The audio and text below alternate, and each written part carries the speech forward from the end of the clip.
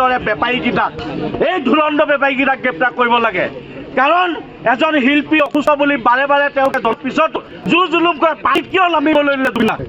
আজি পানীত নামিবলৈ দিব নালাগিছিলে। আজি জুবিনদাক থেকে নিছিলে সুৰক্ষিতকৈ তেওঁলোকে ৰাখিব লাগিছিলে। আজি জুবিনদাক এৰি দিলে আৰু জুবিনদাক এৰি দিয়াৰ কাৰণে আজি জুবিনদা আমাৰ মাজৰ পৰা বিদায় ল'লে।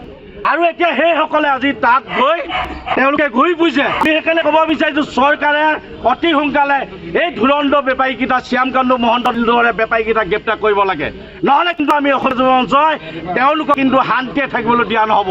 যিহেতু আমাৰ সম্পদ নাই হৈ গৈছে, আমি কেতিয়াও তেওঁলোকক শান্তিয়ে থাকিবলৈ দিয়া নিদিওঁ। চৰকাৰে অতি সোনকালে ব্যৱস্থা গ্ৰহণ আৰু জুবিন গাৰ্গক যেনেকৈ দিব দিছে সেইদৰে আনি দিবৰ বাবে আমি দাবী জনাইছোঁ। অসম দৰে বেপাৰীকেইটাক এই ধুৰন্ধৰ বেপাৰীকেইটাক গ্ৰেপ্তাৰ কৰিব লাগে।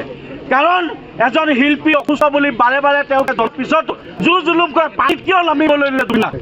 আজি পানীত নামিবলৈ দিব নালাগিছিলে। আজি জুবিনদাক থেকে নিছিলে সুৰক্ষিতকৈ তেওঁলোকে ৰাখিব লাগিছিলে।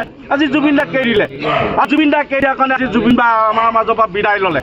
আৰু এতিয়া সেইসকলে আজি তাত গৈ তেওঁলোকে ঘূৰি ফুৰিছে। সেইকাৰণে ক'ব বিচাৰিছোঁ চৰকাৰে অতি সোনকালে এই ধুৰন্ধৰ বেপাৰীকেইটা শ্যামকান্ত মহন্তৰ দৰে বেপাৰীকেইটাক গ্ৰেপ্তাৰ কৰিব লাগে।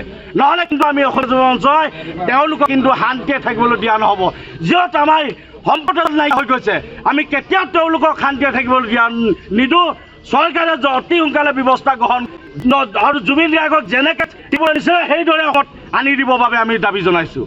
অসম চৰকাৰ যিকোনো খবৰৰ বাবে যোগাযোগ কৰক 7099017330 লগতে 7099017110 নম্বৰত।